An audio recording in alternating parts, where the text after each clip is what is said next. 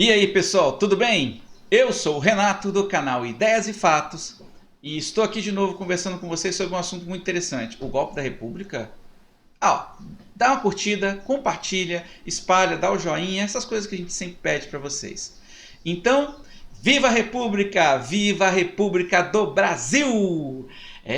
Viva a República que acabou com aquele império, aquela coisa ruim que oprimia e puxava o povo e a nação para trás. Só que não. Só que não. Pois é, gente, a verdade é outra, tá? Na verdade, o Brasil era uma nação em franco crescimento, com liberdade econômica, tá, com grandes projetos. O imperador foi deposto por um golpe militar e sem apoio popular. Essa é a verdade. Então hoje nós comemoramos o dia de um golpe militar.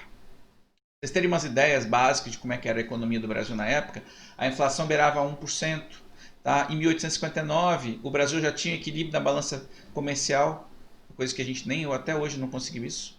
Então, dali para frente, até o final do Império, a gente começou a vender mais para fora do que para comprar. Nesse período, houve grande investimento em infraestrutura, tá? Transportes, o Brasil estava crescendo, aí vocês lembram de alguns ícones dessa época, né?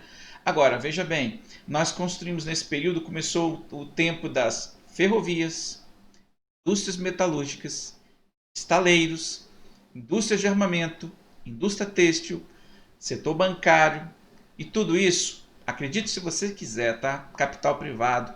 O governo incentivava crédito, mas tinha capital privado. Até 1820, por exemplo, de 1820 até 1889, por exemplo, houve um aumento de 11 para 28% dos insumos industriais. O Brasil começava a mostrar que tinha potencial de ser um país também de indústria. Ele era um país agrícola, mas estava se preparando para isso. Né? A gente tem informações, por exemplo, de taxa do comércio exterior subindo em 47 anos, todos os anos, na faixa de 3,88% ao ano. Sabe o que é isso? O Brasil estava explodindo, gente. Então, pois é. E eu vi algumas pessoas também no meio da sociedade, empresários, industriais, que estavam focados nessa ideia liberal de economia. Né? Mauá, por exemplo, é um deles. Inclusive, ele foi um expoente, né, do Império, e ele só trabalhava com mão de obra assalariada, para mostrar para as pessoas que a mão de obra assalariada era mais vantajosa, mais lucrativa do que a mão de obra escrava. Sim, e outra, a população brasileira era contra a escravidão, ok? Só para deixar claro. O Brasil era um país estável, sólido, o nosso território ficou unificado. Ao contrário de quase todos os países da América Latina que eram comandados por republiquetas, né, de tiranos, pessoas que assumiram o papel de democratas, na verdade, né, que eram presidentes, mas na verdade eram ditadores. O Brasil conseguiu manter todo o território nacional como era e estava num período de bonança. Isso graças ao Império, a forma como se era conduzido o país.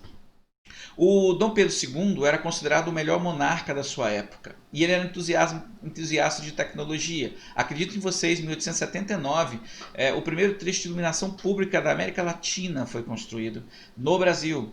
Tá? O primeiro hidrelétrica do Brasil foi construído em 1883. Na América Latina as pessoas estavam patinando. Tá? Houve a implantação do telégrafo no Brasil, também uma novidade, não se tinha isso no continente da forma como no Brasil estava sendo desenvolvido. Então, pasmem vocês que na América Latina inteira o único expoente democrático de verdade era o Império Brasileiro. Sabe por quê? A palavra império sempre se relaciona com um imperador que manda em tudo, só que nós não éramos um império monárquico absoluto, nós éramos uma monarquia constitucional. Existia voto e o imperador seguia as leis que eram determinadas pelo parlamento. Quem mandava no Brasil era o parlamento. O imperador, ele tinha função também, ele fazia essa questão externa, ele era o quarto poder, o moderador. É ele que fazia as junções internacionais, é ele que fazia os trâmites internacionais de comércio. Ele tinha poder no Império? Tinha sim, mas, lembre-se, havia voto. Pois é, então estava tudo bem. Tá, existiam dois partidos, tá? O conservador e o liberal. Entendeu? No meio desses, os republicanos, que ora estavam em um e geralmente estavam no Partido Liberal, tá?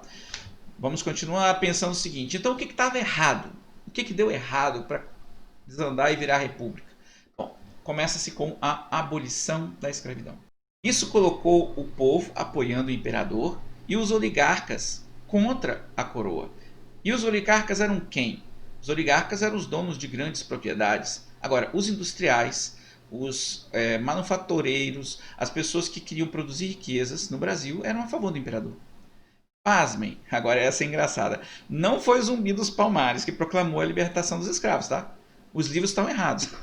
Então eu estou falando isso porque, sinceramente, a gente vê hoje, nos livros de criança principalmente, fala tanto desse Zumbi dos Palmares. O cara era um escravagista, o cara tinha um quilombo, que na verdade era uma tribo, e só.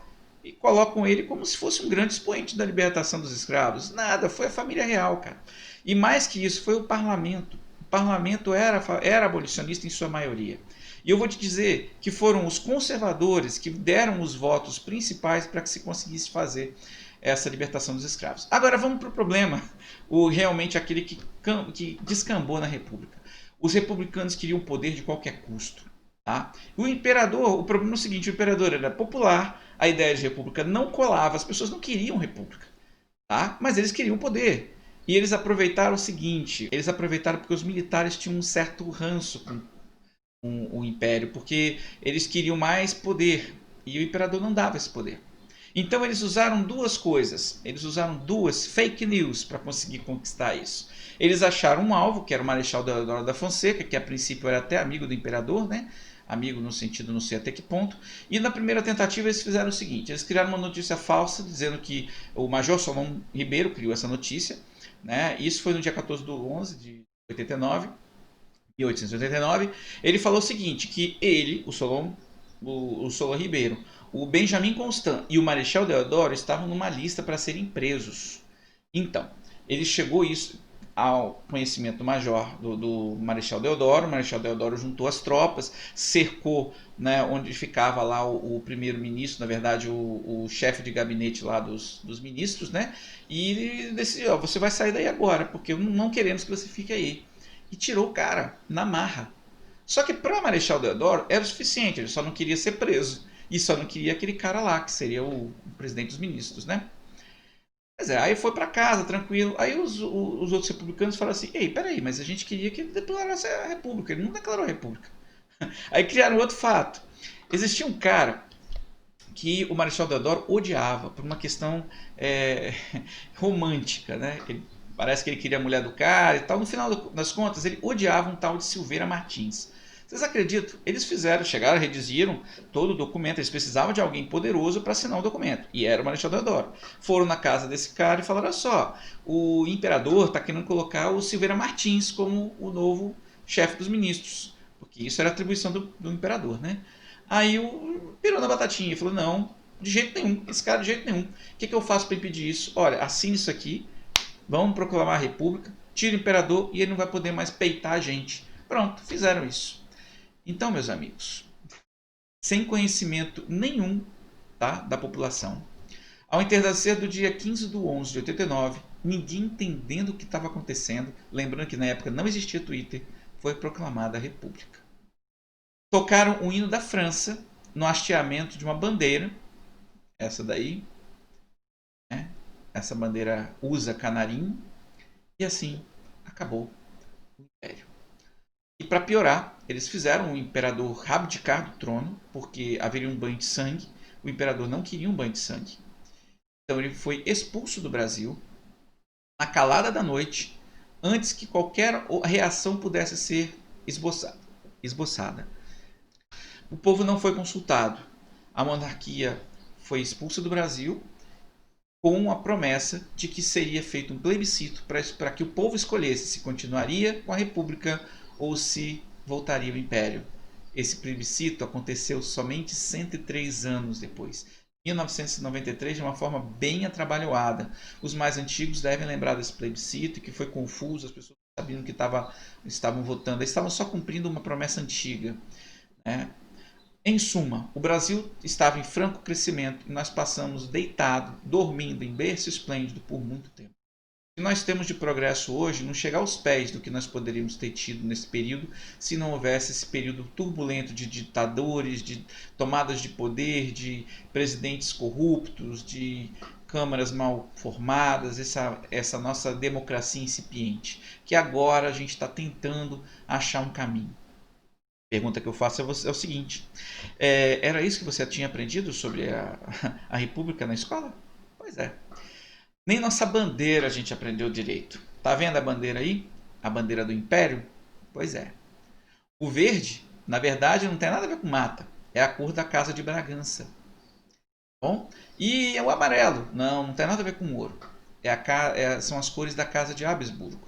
Nós ainda temos na nossa bandeira nacional, imprimida nela, resquícios de uma era que parecia e tinha tudo para ser gloriosa. No mais, muito obrigado, espalhem, compartilhem e fiquem com Deus.